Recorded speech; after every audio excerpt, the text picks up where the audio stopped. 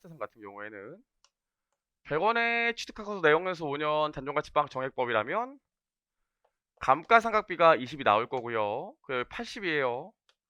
기말의 공정가치가 120이래요.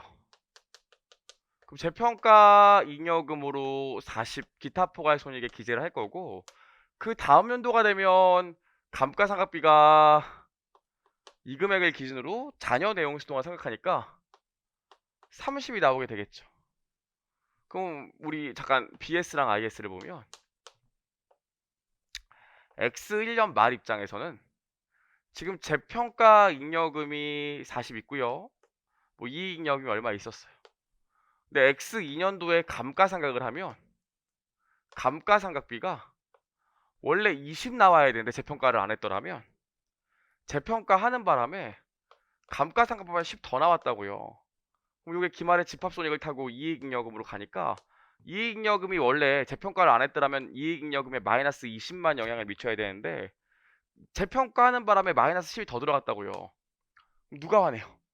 주주가 화내겠죠. 도대체 어떤 자식이 재평가자로 온 거야? 화낼 거 아닙니까? 내가 받을 돈은 바뀌면 안 되는데 평가 이익은 이익잉여금에 넣더니 주주가 왕왕왕 할 수 있기 때문에 요거에 대해서 우리가 어떻게 하기로 했어요? 재평가를 하지 않았을 때 감가상각비와 재평가를 하였을 때 감가상각비 차이 금액만큼을 어떻게 재평가 잉여금에서 없애서 이익잉여금으로 보내주기로 했죠. 그쵸? 그 회계 처리를 보면 X 1년 말에 감가상각비 30, 감가상각 누계 30 나오고요. 회사가 원한다면 감가상각비 차이만큼 재평가 잉여금 10을 보내서 이익잉여금으로 대체해 준다고요. 그럼 어떤 효과가 일어납니까? 어차피 주주에게 들어갈 이익잉여금은 재평가 안 했을 때 마이너스 20이 그대로 들어가는 효과를 가져오겠죠? 그렇죠? 그래서 이것도 재평가를 유형자산을 사용하는 기간 동안 재평가 잉여금을 이익잉여금으로 대체하는 요 회계 처리는 회사의 선택 사항이지 해도 되고 안 해도 된다고요. 그럼 다시 한번 얘기해 보면 요 경우에 당기 손익에 미친 영향은 감가상각비 30이고요. 기타 포괄 손익에 미친 영향은 얼마입니까? 마이너스 30이 아니라 0이죠. 자산의 변동이 없기 때문에 손익계산상 OCI 변동에게는 못 들어가요. 여기까지 얘기했고 또 우리 시험에 뭐도 물어보니까 요거 나오면 이익잉여금에 미친 영향도 물어본다고요. 그럼 요 경우에 이익잉여금에 미친 영향은 얼마야? 얼마예요? 10 이러면 아주 돌아버려요. 요것도 기말에 집합손익을 타고 이익잉여금으로 가니까 결국 이익잉여금에 미친 영향은 마이너스 20이 되겠죠. 그쵸? 여러분 기말에 되면 수익과 비용은 다 0으로 만들어주고 당기손익을 이익잉여금으로 보내줘야 되니까 우리 뭐해요? 감가상각비 30 집합손익에 30 대체시켰다가 집합손익을 30 다 모아서 없애준 다음에 이익잉여금으로 30 보내주잖아요. 그래서 결국 감가상각비만큼 이익잉여금이 줄어들어요.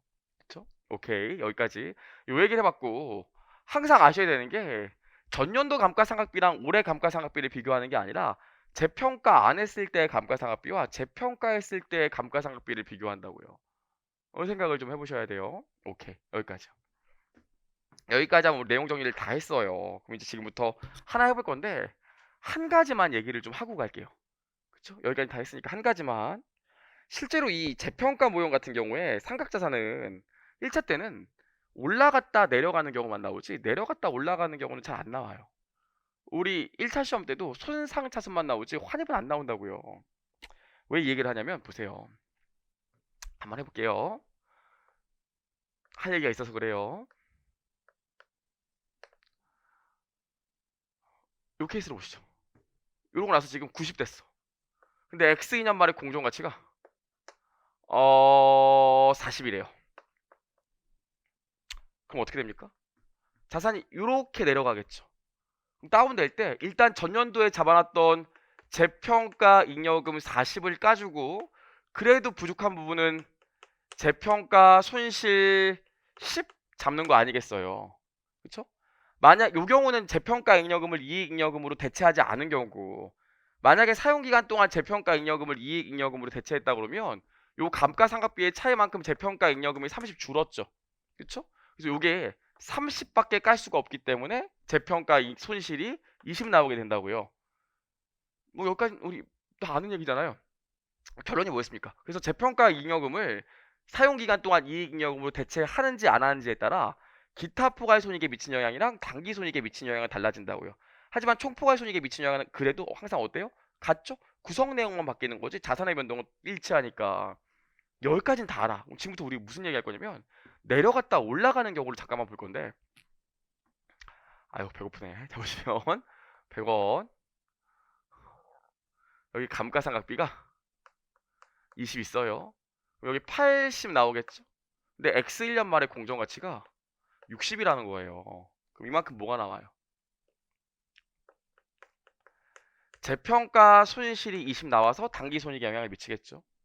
그리고 그 다음 연도가 되면 나머지 잔존 내용의 수인 4년을 기준으로 감가상각하니까 감가상각비가 15원 나올 거라고요. 그쵸? 그래서 상각 후원가가 45원이야. 그럼 X 2년 말에 공정가치가 뭐 한 90원이라고 한다면 재평가 잉여금을 사용기간 동안 이익 잉여금으로 대체하지 않는다고 하면 이만큼 얼마 나오면 돼? 재평가 이익 일단 20원 꽂아 놓고, 그러고도 얼마 부족해요?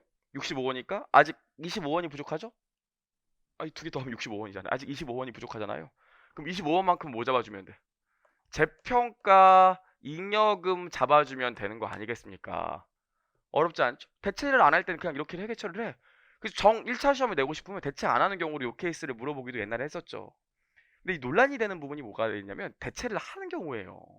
대체를 하는 경우 사용 기간 동안 올라갔다 내려가는 경우에는 재평가 잉여금과 이익 잉여금의 차이만큼을 감가상각비 재평가 했을 때와 안 했을 때 감가상각비 차이만큼을 재평가 잉여금에서 이익 잉여금으로 대체를 한다고 그랬잖아요.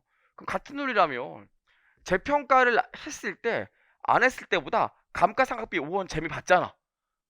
그럼 나중에 환입시킬 때도, 이거 재평가 이익이라고 해서 그러군요. 재평가 이익인데 환입시킬 때도 이미 재미를 5원 받기 때문에 이 5원만큼 재평가 손실을 15원 까서 나중에 다시 가격이 올라갈 때는 재평가 이익을 15원만 기재해야 된다는 책도 있어요. 그럼 이게 30으로 바뀌거든요.